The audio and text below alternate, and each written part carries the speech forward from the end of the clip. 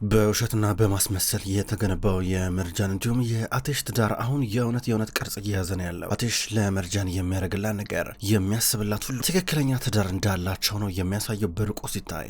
መርጃንም ብትሆን አቴሽ ከጎኗ ሆኖ ሲደግፋት የበለጠ በራስ መተማመኗ እየጨመረ ነው። አቴሽ መርጃንን ከበቀል ዝርዝር ውስጥ እሷን ማስወጣቱ ለአስሊና ለሙዘይን በጭራሽ የማይዋጥላቸው ጉዳይ ሆኖ ሳለ አቴሽ ደግሞ ይህንን እያወቀ ከእናቱ ጋር እንዲሁም ከእህቱ አስሊ ጋር ለመጋፈጥ ልቡንም ሁሉ ያመናው ዝግጁ አድርጓል።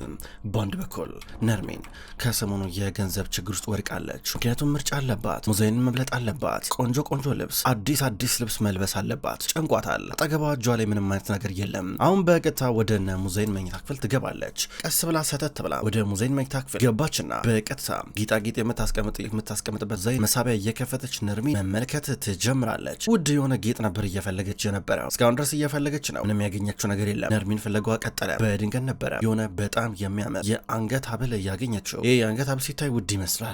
አገኘሁት እያለች ነበረ። እንዲህ እያለች እየተጎመጀች ነበረ። በድንገት እንደዚሁ እየተመለከተች ዛራ በሩን ከፍታ እየገባቸው የቤታቸው ሰራተኛ ወደ መኝታ ክፍል ገብታ ስትገባ ነርሚን የሙዘይንን የአንገት ሀብል ይዛ እየተጎመጀች ፍጥጥ ብላ ስትመለከት ወይዘሮ ነርሚን ብላ ድንገት ዛራ ስትጣራ ነርሚን ደንግጣ ነበረ። የአንገት ሀብሉን ኪሷ ውስጥ በቀጥታ እየከተተችው ዛራ አይታታለች። ነርሚን በአንድ በኩል ክው ብላለች።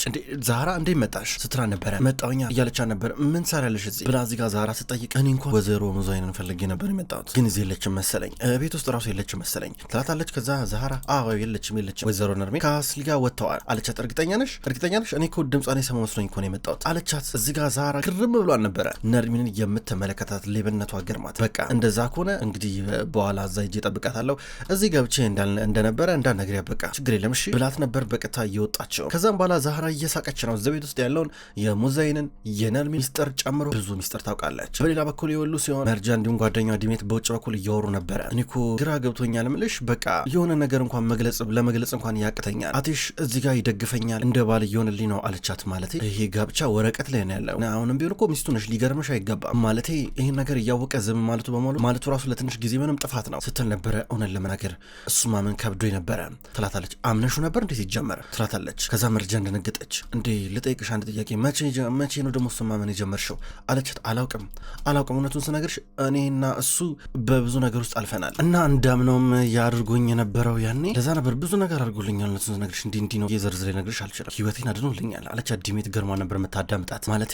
ያው አንዳንዴ ሌላ ሰው ልቤ ያሞቃል ከጎንሽ ሲሆን ሲደግፍሽ ይጎዳኛል ብለሽ በጭራሽ ተስፋ አታረጊ። በቃ ያን ሰው እያመንሹ ትመጫለሽ። ብቻ በልቤ ውስጥ እሱ የሆነ ጥሩ የሆነ ገጸ ባህሪ አለው እና በእርግጥ እንደተሳሳትኩ አይነት ስሜት እየተሰማኝ ነው አለቻት። ራስን ችግር ውስጥ ከተች መርጃን ሁሉም ነገር ይቀስ በቀስ ይረሳል። እነዚህ ቃላቶችም ያልፋሉ። እሺ አትዘኝ መርጃን፣ ችግር የለም በቃ ብላ ስታጽናና ነበረ።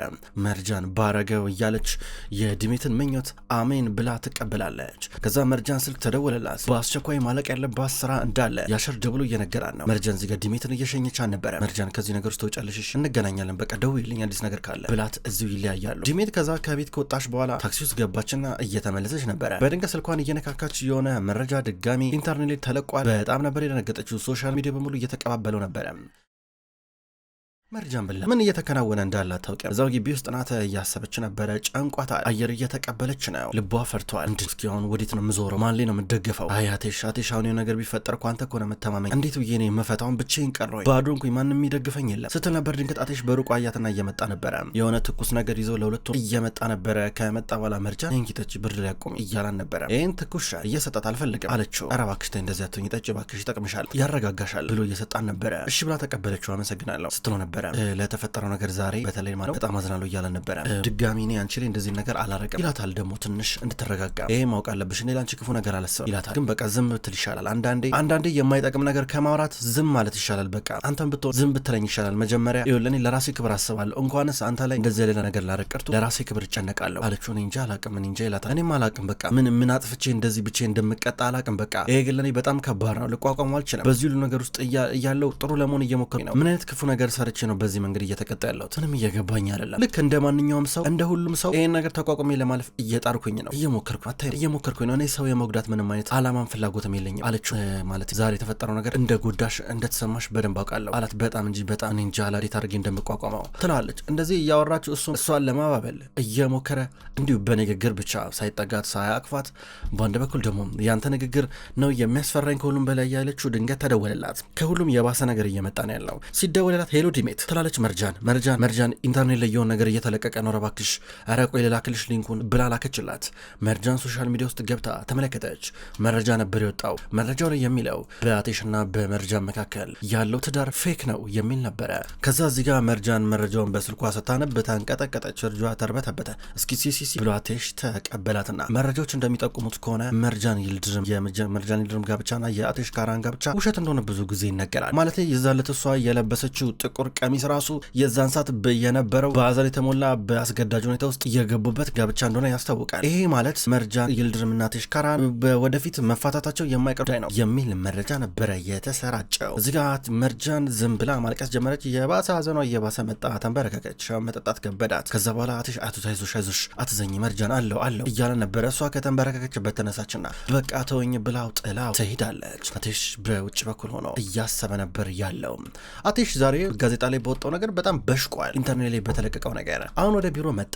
ጀማል ተቀምጧል። የታሉ ሙዜንና ስላይመጡም እንደ የት ሄደው ነው እያሉ ነበረ። ጀማል ደግሞ ይመለሳሉ፣ ተረጋጋ አቴሽ፣ ትንሽ ጊዜ ስጣቸው፣ ይመጣሉ ማለት ገበያ እንደሄዱ ተናግሮ ነበር ለሄዱ ሲሉ እና ትንሽ በተረጋጋ ጦር ነው ሲመጡ የተፈጠረው ነገር ይነግሩናል እያሉ ነበረ። ስማ እንደ ብዬ ነው ጀማል የምረጋጋው፣ አልሰማም፣ ከዚህ በኋላ ምንም የእነሱን ምክንያታዊነት አልሰማም። እኔ የምፈልገው ለምን እንደዚህ አይነት ነገር እንዳረጉኝ ነው፣ በቃ ለምን አስፈለጊ ሁሉ ነገር እያለ አቴሽ ያስጫጫል። በአንድ በኩል ጀማል እማዬ ሙዜንም እኮ ላታረገው እኮ ትችላለች እኮ አቴሽ፣ ለምን በዚህ ነገር አታስበው፣ እሷም ላታረገው ትችላለች፣ እንደዚህ ዘለህ ብዙ ባትፈርድ ጥሩ ነው እያሉ ነበረ። አይደለም ዝም ማለት አልነበረብኝም ይላል እኮ፣ ተረጋጋ በቃ አሁን አቴሽ ብትረጋጋ ይሻልም ሲለው ነበር። አቴሽ ደግሞ ሰው ጨካኝ ነው እያለ ይንጎራድዳል። አቴሽ ተቀመጥ፣ በቃሽ ተቀመጥ፣ እንደብድ እያረገ ነው፣ ቆይ አንዴ አለውና እንዲቀመጥ አደረገው። አቴሽ እባክህ ስለምታስበው ተጠንቀቅ ይለዋል። ማንም ቢያስብ ምንም አይመስለኝም፣ በእናትህ እኔ የሚያስበኝ የመርጃን ጉዳይ ብቻ ነው፣ ገባ አይደለ? በቃ እሷን መጠበቅ አለብኝ። በምን ጉዳይ? ምንም ባላረገችው ነገር እየተቀጣች ነው፣ በቃ ዋጋ እየከፈለች ነው። ይሄ እኔ እያየው የሚሆን ነገር አይደለም። በቃ እኔ አይኖችን እያየች ከኔ መልስ ጠብቃለች። ይሄ አስተያየቷን ደግሞ በጣም ነው የምፈራው። በቃ ማለት ከኔ የምታገኘው መልስ ዝምታ ብቻ መሆን የለበትም። እኔ እንጃ ብቻ እሷን መጉዳት አልፈለገም ይለዋል። ጀማል ገርሞት እየተመለከተው ነበረ። ምንም ነገር ላረግ ባለመቻሌ ደግሞ አንዳንዴ ያናደኛል እያለ አቴሽ ይበሳጫል። ወንድሜ ተረጋጋ፣ ሁሉም ነገር ያልፋል፣ ተረጋጋ እያለ እያባበለው ነበረ። በነገራችን ላይ ዛሬ ማታ የፎቶ ፕሮግራም እንደሚኖረን እማዬ ሙዜን ተናግራለች። የምትለብሰውን ልብስ መረጥክ አለው። የቤተሰብ ፎቶ ነው ያልከው? ምን አይነት ቤተሰብ ነን እኛ? አንዱ አንዱን የማይሰማበት፣ አንዱ አንዱን የማያከብርበት፣ ድንግዝግዙ የወጣ በቃ ምንም ግራ የገባው ነው ቤተሰብ የሚባለው ይለዋል። እባክህ ተረጋጋ ብሎት ጀማል ጥሎት ይሄዳል። በሌላ በኩል መርጃን ወደ መኝታ ክፍሏ እየመጣች ነው። ወደ ውስጥ እየገባች አስሊ ቀደም ብላ እየጠበቀች ነበረ። አስሊ የመርጃንን አንዳንድ እቃዎች እየነካካች መርጃን ድንገት ገባችና አንቺ እዚህ ምን ታደርጊያለሽ? ክፍሌ ምን ታደርጊያለሽ? ስትላን ነበር። አንቺን እየጠበቅኩኝ ነው ስትላን ነበር። ያለኔ ፈቃድ እዚህ ክፍል መግባታችን ስላታለች። አስሊ ደግሞ ብዙ አልቆይም አታስቢ። በነገራችን ላይ በመጨረሻም ጭንብልሽ ወልቋል። ከዚህ በኋላ ምንም የሚያድንሽ ነገር የለም፣ የምትደበቂበት ጭንብል የለሽም። ከዚህ በኋላ ሁሉም ሰው ምን አይነት ሰው እንደሆንሽ አውቋል፣ ሁሉም ሰው አውቋል ስትላን ነበረ። ማለት እኔ እንደዛ ሰው ሆነ ትደስቻለሽ ማለት ነው ስትላን ነበር። አዎ ሁሌም እደሰታለሁ፣ በጣም ደስ ይለኛል፣ ከዚህ በላይ ብትሰቃይ ደስ ይለኛል ስትላን ነበር። አንቺ ነሽ ያረግሽዋ ስትላን ነበረ።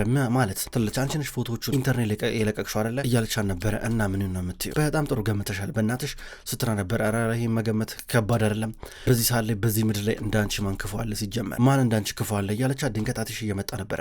አቴሽ ገባና ዝም ብሎ ማዳመጥ ጀመረ። ግን አልገባኝም፣ ለምን ይሄን ያህል ክፋት፣ ለምን ይሄን ያህል ጥላቻ፣ ለምን ትላለች። መርጃን አሲ ደግሞ ስለሚገባሽ ነው፣ ስለሚገባሽ እንዳንቺ አይነቷ እፍረተ ቢስ ከዚህ በላይ ይገባታል እያለቻ ነበር። እንዲህ ብላ አስሊ ስትናገር መርጃን ተበሳጨና በጥፊ አጮለቻት። በጥፊ ስትመታት አስሊ ተበሳጨች። እንዴት ትደፍረኛለች ብላ ተናዳ፣ ስሚ ምን እያረግሽ እንዳለ ይታወቅሻል እንዴ? እኔ ካንቺ ጋር ያለኝን ጉዳይ ራሱ አልጨረስኩም ብላ አስሊ ከሷ ጋር ልትደባደብ ስትል ድንገት አቴሽ መጣና ምንድነው ምን እየሆነ ነው ያለው ብሎ አልገባም። አስሊ እዚህ ጋር አቴሽ አታይም እንዴ በጥፊ እኮ መታችኝ እኮ አታይም እንዴ ብላ እያለቀሰች ነበር።